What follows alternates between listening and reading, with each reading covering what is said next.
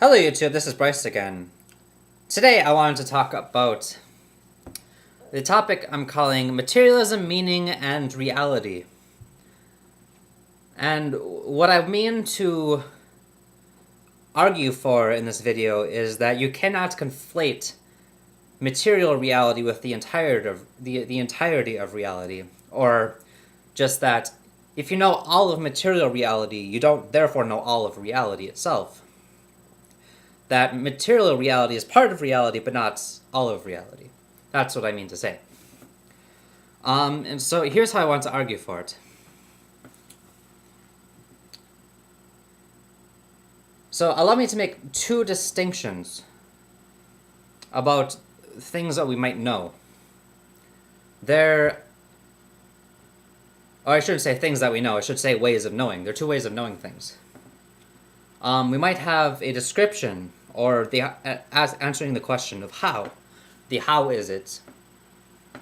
And just having an answer to the how would be to give a description of the constitution or the composition of something, or else giving a description of its interaction with other things, So what I'm talking about is being able to give an account of the chemistry of an apple, and giving an account of its interaction with the earth and calling it gravity. That would be description. Explanation, on the other hand, would answer why. Why can there be falling bodies? Why can there be a force that causes things to fall? Why should we take there to be any meaning in an apple falling? And so, to move along, I really want to use this thought experiment, or a study case. And these two ways of knowing I'm not going to explicitly refer to, but you should be able to see how I'm using them. I should say, I'm not necessarily going to refer to. So here's the study case. Mr. Waters is on trial. Now, before I proceed, I want to note something. You don't know what he's on trial for. We don't know why people would put him in court to try and bring him to justice for whatever that happened. And we're going to be talking about why he's on trial and how we should judge him. I'm not going to talk about the ethics of it, but I'm just going to talk about the things you would need to know in order to proceed in giving him the trial if you were on the jury. So I want to point out that in talking about why he's on trial, there are two distinct accounts. In fact, two distinct accounts that I'm going to be talking about. And what I want to illustrate with these two distinct accounts is not that there are two different ways of looking at it, but that the two ways of knowing we have, one cannot give you enough to give you the other. In short, one is irreducible to the other. One isn't enough to answer the other. So here's the description, or the materialistic description rather, the description of the totality of the just the material reality here.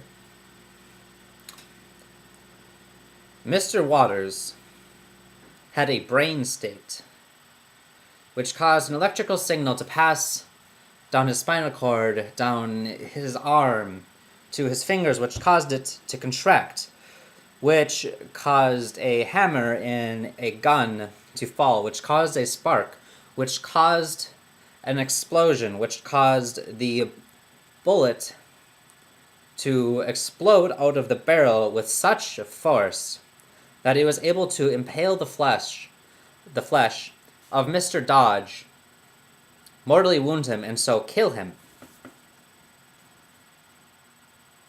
That's the materialistic description. And what I want to point out before we continue is that you don't yet know how to judge him. You don't know, for example, and I'm pointing out that this is getting a little bit ahead of ourselves. We don't know whether or not we should say it was self-defense, or if it was aggravated or if it was simply uncalled for, completely unjust.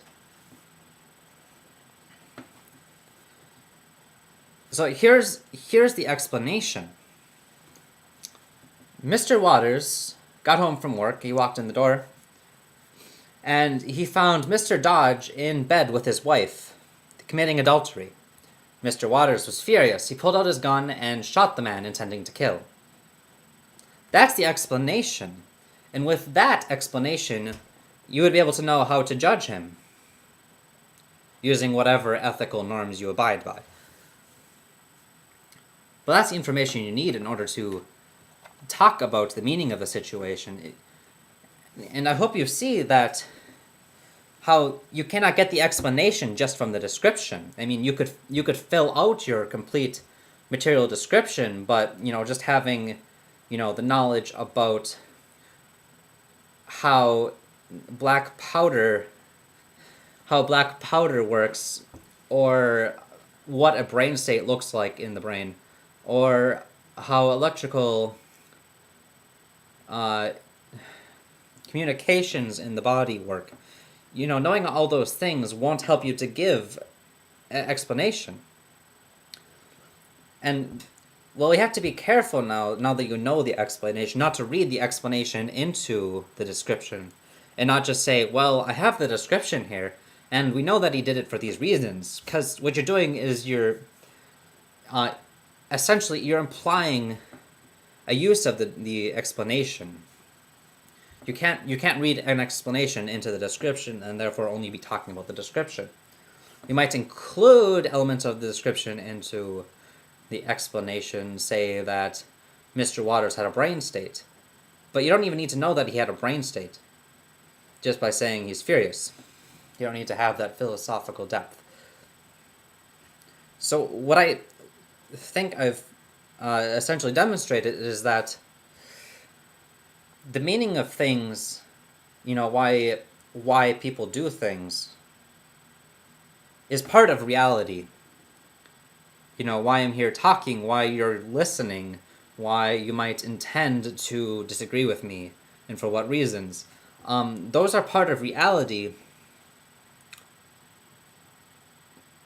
But you wouldn't have that part of reality only by having the material aspect of reality. So that's how I mean to say you can't conflate material reality with the entirety of reality. Material reality is part of reality, but not all of it.